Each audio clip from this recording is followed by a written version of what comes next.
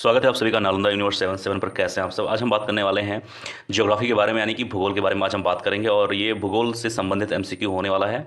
और आप हमारे यूट्यूब चैनल पर जाइए, आपको इंडियन पॉलिटी यानी कि भारतीय राज्य व्यवस्था, भारतीय संविधान और मिडाइवल हिस्ट्री यानी कि मध्यकालीन भारत, एंसेंट हिस्ट्री यानी कि प्राचीन इतिहास, मॉडर्न हिस्ट्री यानी कि आधुनिक भारत से संबंधित तमाम विषयों पर एमसीक्यू देखने को मिल जाएगा। दोस्तों, यह जो एमसीक्यू आप सभी के लिए लाया जाता है, ये हर एग्जाम के लिए इंपॉर्टेंट और सभी के लिए इंपॉर्टेंट है, क्योंकि इसमें एनसीईआरटी तमाम इंपॉर्टेंट बुक से संबंधित जितने भी सवाल बन सकते हैं, टॉपिक वाइज, लाइन वाइज जितने भी सवाल बन सकते हैं, हर एक चैप्टर, हर एक इंपॉर्टेंट जगह से बनाया जाता है। तो जाइए, इसका लाभ उठाइए और चैनल को अच्छा लगे तो चैनल को सब्सक्राइब जरूर करिएगा।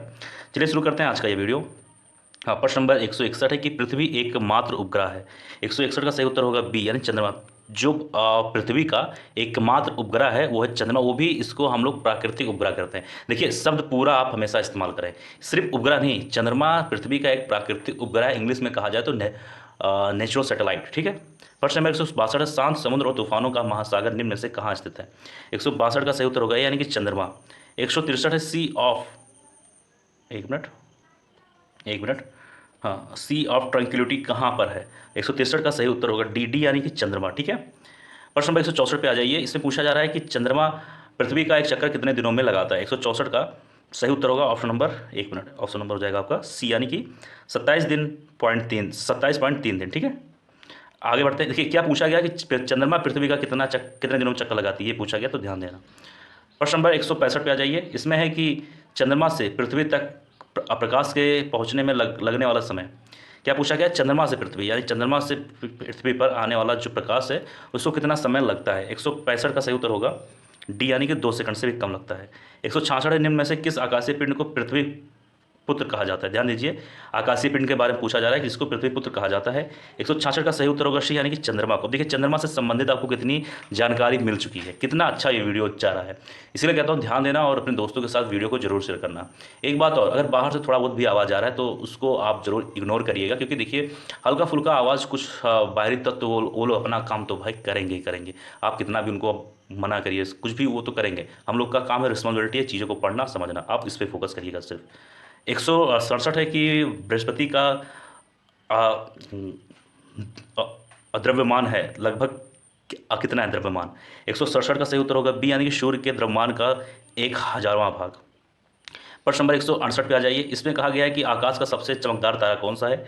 168 का सही उत्तर होगा डी, यानी कि सीरियस। ठीक है। आकाश का सबसे चमकदार तारा कौन सा है, तो वो होगा अशीरियस। ठीक है। 169 है, हेली धूमकेतु का आवर्तक काल होता है। तो हेली धूमकेतु का आवर्तक काल होगा, इसका सही उत्तर होगा बी, 76 वर्ष। 170 है, सूर्य को छोड़कर पृथ्वी के सर्वाधिक निकट स्थित तारे के प्रकाश को पृथ्वी तक पहुंचने में कितना समय लगता है। ध्यान देना, सूर्य को छोड़ दिया जाएगा तो पृथ्वी के सर्वाधिक निकट स्थित तारे, जैसे मान लीजिए ये पृथ्वी, ये है सूर्य, ऐसे नहीं समझिए, ये सूर्य है, 1 2 3, यहाँ पे है मान लीजिए अपना पृथ्वी। ठीक। तो यहाँ पे अगर हमारा पृथ्वी है तो क्या पूछा गया, सूर्य को छोड़ दिया जाए, इसको छोड़ दिया जाए तो जो पृथ्वी, अब देखिए सूर्य को छोड़ दिया जाए इसका मतलब सूर्य भी एक हिसाब से एक तारा ही है।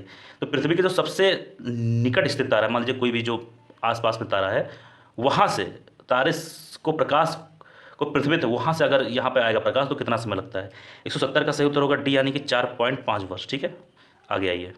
प्रश्न नंबर 171 है, मंगल व बृहस्पति ग्रहों के मध्य सूर्य की परिक्रमा करने वाले खगोलीय पिंड को कहते हैं।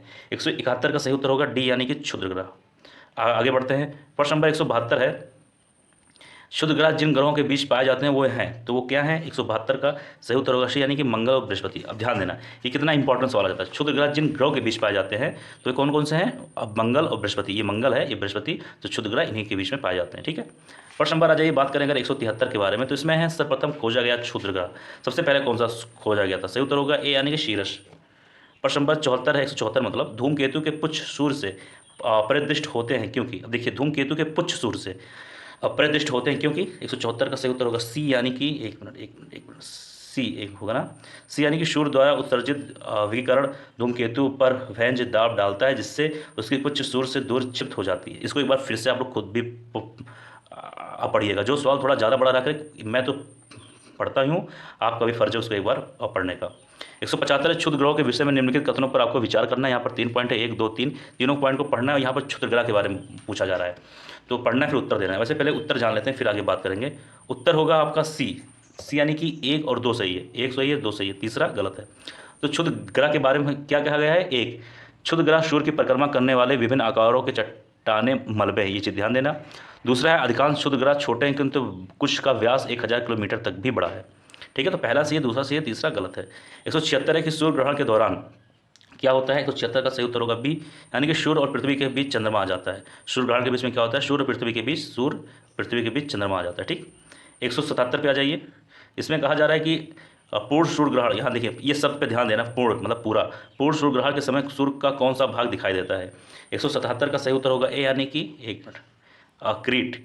ठीक है, आगे बढ़ते हैं। प्रश्न नंबर 178 बात करें, सूर्य ग्रहण निम्नलिखित में से किस स्थिति में पड़ता है? 178 का सही उत्तर होगा ए, यानी कि जब पृथ्वी और सूर्य के बीच चंद्रमा आ जाता है। ध्यान देना।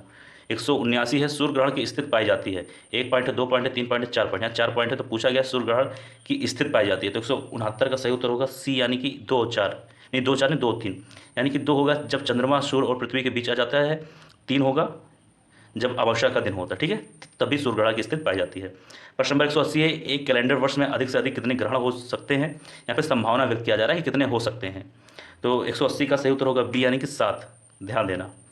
अब बात करें प्रश्न नंबर 181 के बारे में। इसमें कहा जा रहा है डायमंड रिंग की घटना होती है, जो एक हमारे मतलब कह सकते हो कि सौरमंडल में, आकाश में एक डायमंड रिंग की घटना होती है, तो ये क्या है इसके बारे में पूछा जा रहा है। 121 का सही उत्तर होगा सी, 81 का सही उत्तर होगा सी, यानी कि सूर्य ग्रहण के दिन ही डायमंड रिंग की घटना आपको देखने को मिलती है।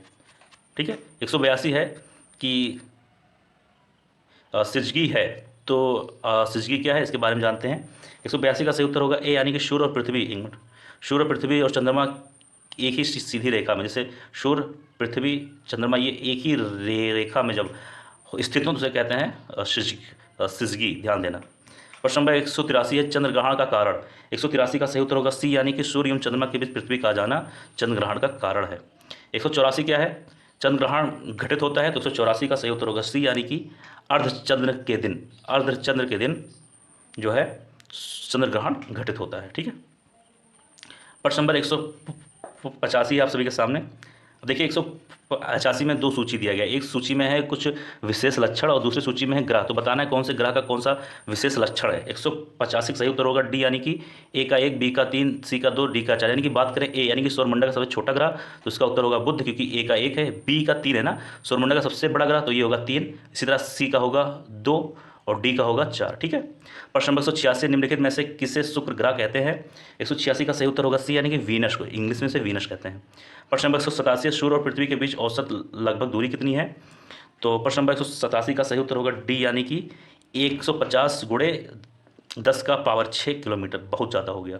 खैर इसके बारे में हम लोगों ने बात किया है, 146 पॉइंट समथिंग मिलियन किलोमीटर दूर है, हम लोगों ने बात किया है इसके अगले वीडियो में, मतलब इसके पिछले वाले वीडियो में। अब बात करें अगर हम प्रश्न नंबर 188 के बारे में, तो इसमें है कि ग्रह क्या है। 188 का सही उत्तर होगा डी, यानी कि ऐसी अप्रकाशमान पिंड, अप्रकाशमान पिंड जो टिमटिमाते नहीं हैं।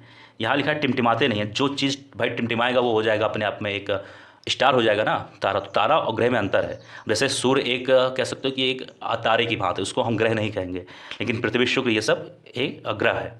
189 है कि निम्नलिखित में से कौन से ग्रह के सर्वाधिक प्राकृतिक उपग्रह अथवा चंद्र है? ये ध्यान देना, सबसे अधिक प्राकृतिक उपग्रह व चंद्र है। 189 का सही उत्तर होगा ए, यानी कि बृहस्पति। प्रश्न नंबर 190 है कि मंगल की परिक्रमा कक्षा में जाने वाले प्रथम एशियाई देश का नाम बताइए। 190 का सही उत्तर होगा सी, यानी कि भारत। ध्यान देना, बहुत ही अच्छा सवाल था।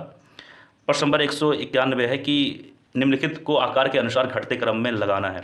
आकार के अनुसार घटते क्रम में, पहले तो क्या होगा? बड़ा होगा, फिर उससे छोटा, फिर उससे छोटा, फिर उससे छोटा, ऐसे तो पूछा गया है। अब पहला नाम है बृहस्पति, फिर है यूरेनस, फिर पृथ्वी, फिर शनि।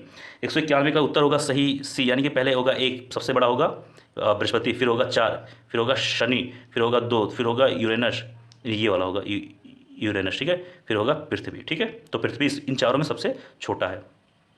प्रश्न नंबर 192 की पृथ्वी का वह यमज नक्षत्र यानी कि ट्विन प्लैनेट कौन सा जो अमाप घनत्व और द्रव्यमान में पृथ्वी जैसा दिखाई देता है? आसान सवाल है, इसके बारे में लोग बात कर चुके हैं। उत्तर होगा यानी कि शुक्र, इसको हम पृथ्वी की बहन भी कहते हैं। प्रश्न नंबर 193 है कि सूर्य के बाह्यतम परत को कहते हैं। 193 का सही उत्तर होगा सी, यानी कि किरीट, यानी कोरोना। वो वाला कोरोना नहीं जो 2019 में आती है, ये चीज़ ध्यान देना।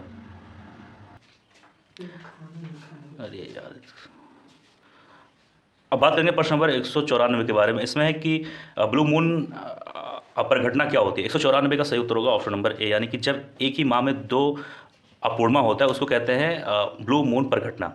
अब बात करें प्रश्न नंबर 195 के बारे में। इसमें निम्नलिखित में से कौन सा एक दिए गए ग्रहों का उनके माप यानी कि व्यास के बढ़ते हुए क्रम में सही अनुक्रम बताना है। व्यास के बढ़ते हुए क्रम यानी कि पहले छोटा, फिर उससे बड़ा, फिर उससे बड़ा, फिर उससे बड़ा, ऐसे आपको उत्तर देना है। 195 का सही उत्तर होगा बी, यानी कि बुध, फिर मंगल, फिर शुक्र, पृथ्वी, फिर यूरेनस। अब आइए बात करेंगे प्रश्न नंबर 196 के बारे में। इसमें आप सभी के सामने उत्तरी गोलार्ध के संदर्भ में निम्नलिखित कथनों में से कौन सा सही है। उत्तरी गोलार्ध के बारे में बात हो रहा है। यहाँ पर 4 पॉइंट है, 1, 2, 3, 4 बताना है उत्तर कौन सही है। ठीक है, तो 196 का सही उत्तर होगा बी, यानी कि 1 और 2, यानी कि पॉइंट नंबर 1 होगा, यानी कि वसंत विश्व 21 मार्च को होता है, और 2 यानी कि उत्तर अयनांत 22 दिसंबर को होता है। पहला सही, दूसरा बाकी तीसरा गलत है, चौथा गलत है। प्रश्न नंबर 197, निम्न में से किस वैज्ञानिक ने यह सिद्ध किया कि सूर्य के चारों ओर प्रत्येक नक्षत्र का मार्ग दीर्घवृत्ताकार है। 197 का सही उत्तर होगा ऑप्शन नंबर ए, यानी कि कैपलर ने। अब बात करेंगे प्रश्न नंबर 198 के बारे में। इसमें है कि भूपृष्ठ के 3/4 भाग में है। तो भूपृष्ठ के 3/4 भाग में काफ़ी आसान सवाल है, इसको मैं नहीं बताऊंगा, बहुत आसान सवाल है, इसका आप लोग जरूर कमेंट बॉक्स में लिखिएगा इसका उत्तर।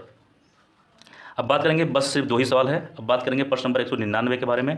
उस ग्रह का नाम बताइए जो सूरज से लगभग 150 मिलियन किमी दूर है। 199 का सही उत्तर होगा सी, यानी कि पृथ्वी। वही मैंने जो बताया था आपसे 146 समथिंग था, तो उसको आप 150 के आसपास मान सकते हैं, लेकिन वैसे 146 पॉइंट समथिंग है। अब बात करेंगे इस वीडियो का अंतिम सवाल, यानी कि सवाल नंबर 200। विश्व के कितने धरातल में पानी है। काफ़ी आसान सवाल है, वैसे फिलहाल उसका उत्तर आप लोग जान लीजिए। सही उत्तर होगा बी, यानी कि 70%। ये मान लीजिए हमारी अर्थ है पृथ्वी, तो इस पर आप, ये है हमारा लैंड, इसमें है आपका 30% है लैंड, बाकी सब पे पानी है। और इसमें भी पूरी तरीके से लैंड भी नहीं, कहीं कहीं अगर सब मिला दिया तो लगभग 75% आपका सिर्फ पानी है। तो दोस्तों याद आज का वीडियो, मुझे उम्मीद है आप सभी को वीडियो पसंद आया होगा। किसी भी सवाल में कोई डाउट, कोई परेशानी, कोई भी दिक्कत हो, जरूर कमेंट बॉक्स में लिखिएगा, उससे संबंधित आपका सारा प्रॉब्लम को निवारण किया जाएगा। तो मिलते हैं किसी और वीडियो में। जय हिंद, जय भारत।